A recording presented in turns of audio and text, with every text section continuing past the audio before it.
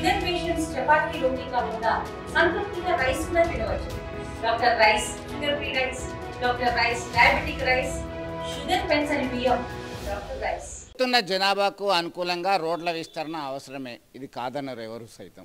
అయితే గత 50-60 సంవత్సరాల నుంచి ఒకే చింత చెట్టు పెద్దపల్లి జిల్లా రామగుండంలోని అడ్డగుంటపల్లిలో వందలాది సంఖ్యలో కొంగలు ఆశ్రయం ఏర్పాటు చేసుకొని ఉన్నాయి. దీనిలో అటవీ శాఖ అధికారులు అలాగే రోడ్డు విస్తరణకు సంబంధించినటువంటి ఆర్ఎన్బి అధికారులు రోడ్డు విస్తరణలో భాగంగా ఆ చింత చెట్టును కాస్త కట్ చేయడం జరిగింది. దీంతో ఆ కొంగల అరుపులు హృదయ విదారకంగా ఉన్నాయి. ఒక్కసారిగా దాని చుట్టూ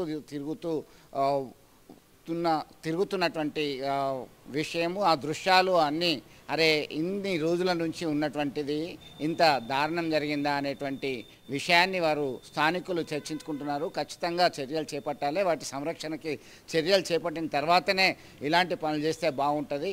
పశువులు, జంతువులు, పక్షులు ఇవన్నిటినీ కూడా పరిరక్షించాలి, పర్యావరణాన్ని కాపాడాల్సినటువంటి బాధ్యత సైతం ప్రభుత్వం మీద లేదా అనేటువంటి క్వశ్చన్ రైజ్ అవుతున్నటువంటి పరిస్థితిని మనం గమనించవచ్చు.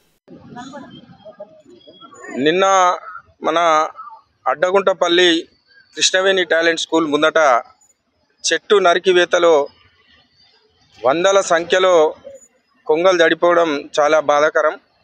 అయితే అభివృద్ధికి ఆటంకం ఎవరు కాదు, కానీ సరైనటువంటి పద్ధతిని పాటించకుండా ఈ పక్షులు ఏదైతున్నాయో ప్రతి సంవత్సరం కూడా వలస పక్షులు అక్కడక్కడ ఏ సీజన్లో ఎక్కడెక్కడ ఉండాలని చెప్పేసి ఈ సీజన్లో ఇక్కడికి రావడము, పిల్లలు పెట్టడం కారణంగా అదే టైంలో ఈ చెట్టును కొట్టేయడం కారణంగా వందల పక్షులు హృదయ విదారకరంగా ఉన్నది.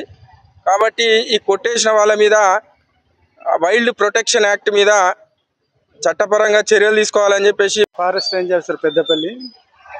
నాకు ఈ ఇక్కడ అడ్డగుట్టపల్లి అంటారు, ఇది అడ్డగుట్టపల్లి దగ్గర అడ్డగుంటపల్లి దగ్గర చింత చెట్టు కొమ్మలు కట్ చేసినట్టు నిన్న సాయంత్రం నా దృష్టికి వచ్చింది. నేను వెంటనే మా డిప్యూటీ రేంజ్ ఆఫీసర్ను కుమరయ్యను పంపించడం జరిగింది. ఇక్కడ వచ్చి చూస్తే ఈ చెట్టు దాదాపు ఒక 30-40 సంవత్సరాలు 50 సంవత్సరాల చెట్టు ఉన్నది. 150 గర్తుతో ఉన్నది చెట్టు, చింత చెట్టు.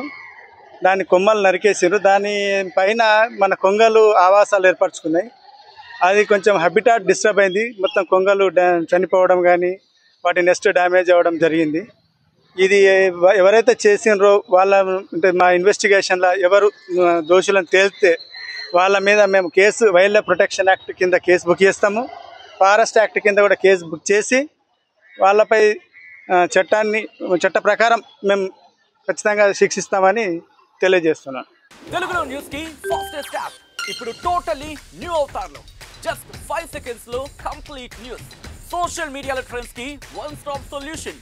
Live TV app voice search option తో ఇప్పుడే డౌన్లోడ్ చేయండి లేదా అప్డేట్ అయిపోండి.